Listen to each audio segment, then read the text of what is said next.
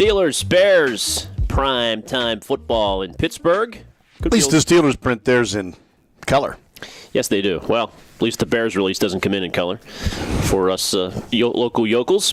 Heinz Field will be buzzing. Pirates will play a day game. Traffic could be a mess. Will the product on the field be a mess Sunday night, Guy? Will the fans be staying past halftime? That's the way the Steelers have become. Fans have become skeptical of this team after an 0-2 start. I think the Bears have a shaky 2-0 start, and I've even read a quote in one of the Chicago papers this week. I think it was Jay Cutler that said, "We know we could be 0-2 very easily." They have two narrow wins. They came from behind. We're down to Cincinnati by 21-10 in the third quarter, and came back and won that game. So I'm not taking away from what they've done, but I think this looks a little bit more like a mismatch on paper than it might actually be. The thing about the Bears, Ken, is they force a ton of turnovers. This team led the NFL in turnovers last year, and they forced 6 through 2 games already. And you start watching them play a little bit, and you get you kind of lick your chops and think, boy, this is what you wish the Steeler defense could do. They create none. Yeah, no turnovers for the Steelers through a couple of weeks. They've been close here and there, but quarterbacks are getting the ball out quick. To me, if the Steelers have any chance, it's to take advantage of Jay Cutler's ability to cough it up himself. He's a bit of a risk taker. Had a fumble return for a touchdown. He's thrown 3 picks in 2 games. You're right. So the ball could be hopefully bouncing all over the place over there. Yeah, and Steelers in front of the home crowd on prime time. I do expect it to be vibrant and loud, and Cutler may have time. He's got 2 rookie linemen on the right side, so that sets up for a big night for Lamar Woodley, perhaps, who's looked good through a couple of games.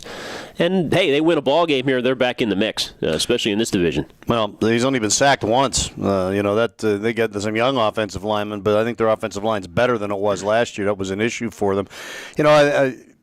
This is really a must-win. I mean, this is Custer's last stand as far as if they start 0-3. I think you can kiss the playoffs goodbye. It's just the way it goes. I know the rest of the division hasn't set the world on fire, and it's awfully early to talk like Cleveland that. set their roster on fire. Sent them to Indianapolis. That's right.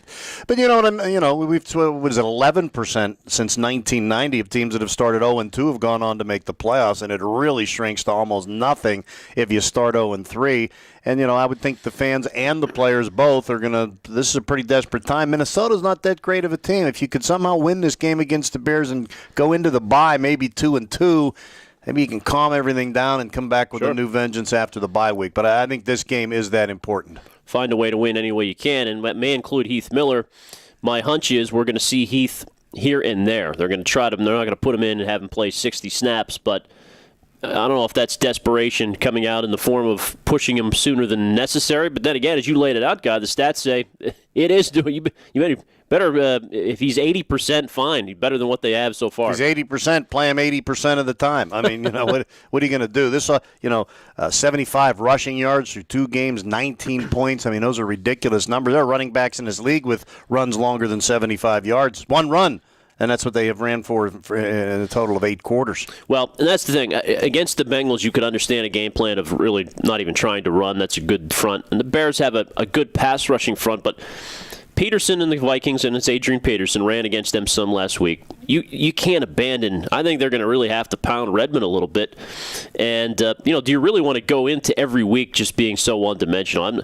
The running game's not dominant in the league anymore, but you got to have some. I do expect them to stick with the running game a little more this week. Yeah, I think you have to. And, I think it is a different set of circumstances. I said last week I'm not a fan of dink and dunk offense. I thought that was the way to go against the Bengals front. 2 games now, play, as Bill Cowher always talked about the fine line, a play here, a play there. They've had a chance to go up by 2 scores and turned it over. I definitely think the Tennessee game they win if they go in for a touchdown and go ahead 9-0. I'm not sure that they automatically win the Cincinnati game if they go ahead 6-0 or 10-0, but they've been real close early to taking command of a game, which just changes everything that you're doing rather than playing from behind all the time. And it's got to be, despite what the Steeler organization has accomplished, Ken, I think it's a fragile confidence right now. Let's face it, they can downplay it all they want. 2 straight Thursdays, your offensive coordinator's had to explain himself about a confrontation. One in a bar, one with one of his receivers. That's not good. Now you got guys coming out. Next week it'll be if you haven't been here 4 years, you can't play ping pong or pool. I got a better idea. Take all those games out of the locker room. Nobody play those games right now. Well, you mentioned the turnovers early. Could that mean You don't want to comment on my Steelers social You said it well. gathering in the locker room. Nothing else needs said there. They lose this week. You have to be on the team 5 years before you're allowed to play ping pong? It'll be only Ike Taylor allowed to play pool by himself in the corner.